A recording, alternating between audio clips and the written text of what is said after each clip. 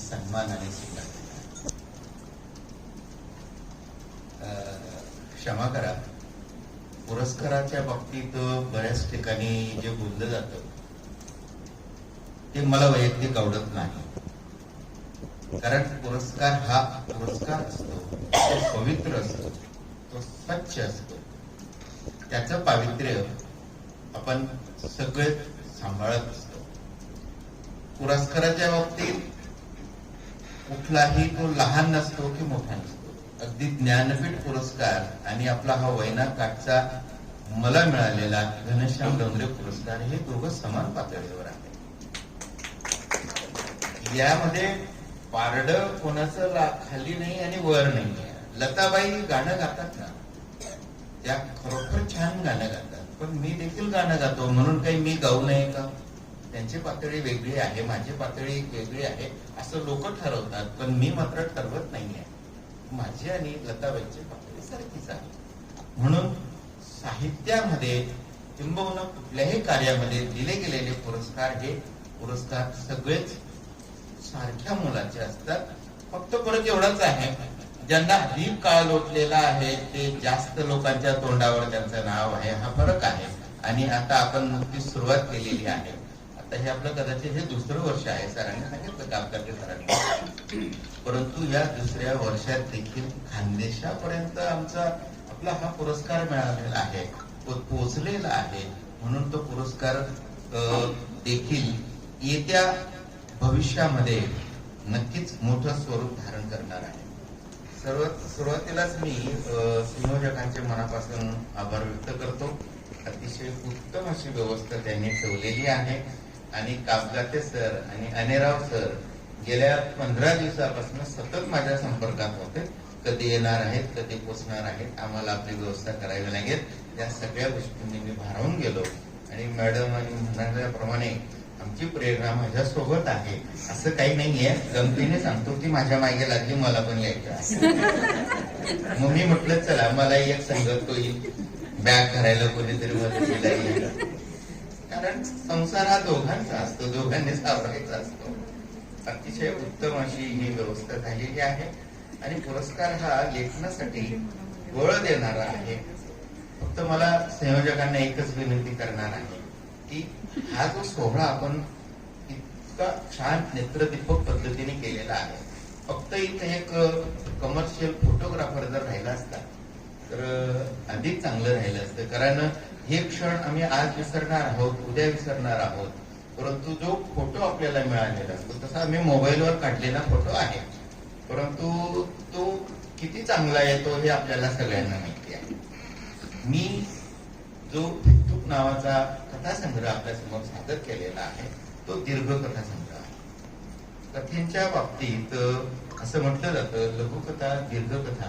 दीर्घकथा हा जो प्रकार आहे वाङ्मयाचा, हा कादंबरी आणि लघुकथा यांच्यामधला आहे. ती लघुकथाही होऊ नये आणि ती कादंबरी देखील होऊ नये. हा दीर्घकथा लिहिणाऱ्यांसाठी हा फार मोठा धोका असतो की ती कादंबरीकडे जायला नाही पाहिजे. मला भारत शास्त्री सरांनी वैयक्तिक माझ्याशी चर्चा करून सांगितलेलं आहे, तुम्ही थोडेसे घसरता आहे, अजून स्वतःला सावरा. आणि हे जे तंत्र आहे लेखनाचं, हे लेखनाचं तंत्र सरावातून येत असतं. आणि मी देखील त्या पद्धतीने माझा अभ्यास सुरू केलेला आहे. आता दीर्घकथेच्या बाबतीत कोणाला दीर्घकथा म्हणायची आणि कोणाला लघुकथा म्हणायची. 150 पानं किंवा 70-80 पानं किंवा 90 पानं लिहिली म्हणून ती दीर्घकथा होत नाही. तर अत्यंत सोप्या शब्दामध्ये मी सांगणार आहे की माझ्या आजोबांचं वय हे 98 वर्ष होतं आणि हिंदवी स्वराज्याचे संस्थापक छत्रपती शिवाजी महाराजांचं वय अवघं 50 वर्ष होतं. तर छत्रपती महाराजांचं जे कार्य आहे ती दीर्घकथा आहे आणि माझ्या आजोबांचं जे कार्य आहे तो फापट पसार आहे. कागदावर वाढवलेले शब्द आहेत, एक दिवस वाढवलेला आहे. म्हणजे दीर्घकथा जी आहे त्याच्यामध्ये पात्र कमीत कमी असतात आणि जे लघुकथेमध्ये असतात फक्त तो छोटासा जो विषय आहे तो कलात्मक आणि सर्जनतेच्या स्वरूपातून आलेला असतो, मांडलेला असतो.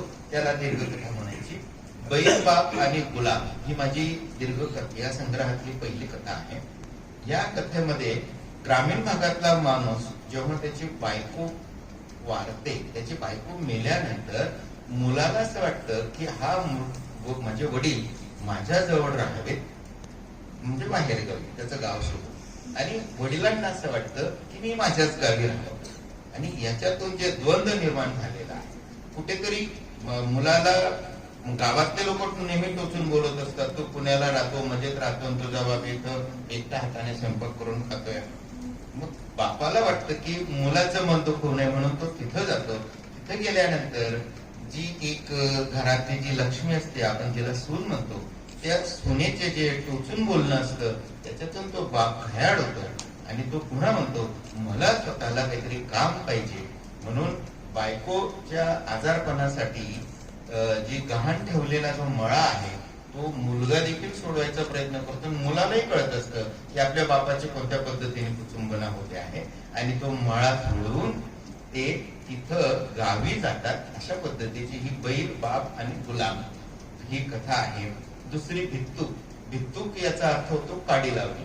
आपण एखादी छोटीशी जाळ जर लावायचं असेल, आग लावायची असेल, तर समाजामध्ये असे भरपूर लोक असतात की आपल्या जवळ उभं राहून छान चेहऱ्यावर थोडस कारुण्य वगैरे आणून आपल्याकडनं सगळं ऐकून घेतात आणि बाहेर गेल्यानंतर हसून हसून ते इतरांना सांगतात, म्हणजे काडी लावायचं काम करतात. अशा पद्धतीची ही भित्तूक आहे. आणि कदाचित नावाची जी कथा आहे, आज खेडी मुनघाटे सर, खेडी ओस पडता आहे. ज्या घरामध्ये 15 लोक राहत होते त्या घरामध्ये आता फक्त एकच माणूस राहतोय. जर पत्नी मेली असेल तर, किंवा माणूस मेला असेल तर आई एकटी राहते, आणि घरच्या गावच्या गावं उदास पडलेली आहेत, ओस पडलेली आहेत. आणि ह्या अनुषंगाने ही जी कथा मी मांडलेली आहे ही 2 टप्प्यांवर आहे. जे बगडे वडाच्या झाडावर वस्ती करून राहत आहेत, त्या बगड्यांनी, म्हणजे आजोबा बगड्याने ह्या घराचं सगळं जे वैभव आहे ते बघितलेलं आहे, गावाचं वैभव बघितलेलं आहे. आणि आता हे गाव पूर्णतः ओस पडलेलं आहे हे पण तो बघतो आहे. आणि त्याच्या नातवाला, नातू बगड्याला हे सगळं सांगत असतो. आणि त्याच्याच समांतर त्या गावामध्ये राहणारे जे म्हातारे आहेत त्यांची काय अवस्था आहे, काय दुर्दशा आहे, हे सगळं त्याच्यामध्ये मी मांडलेलं आहे. अशी ही छोटेसे हे 3 दीर्घ कथा मी सादर केलेल्या आहेत. मला फार आनंद झालेला आहे की आपण माझ्या ह्या कथा वास्तूचा जी दखल घेतलेली आहे त्याबद्दल आपल्या सगळ्यांचे मनापासून मी आभार व्यक्त करतो.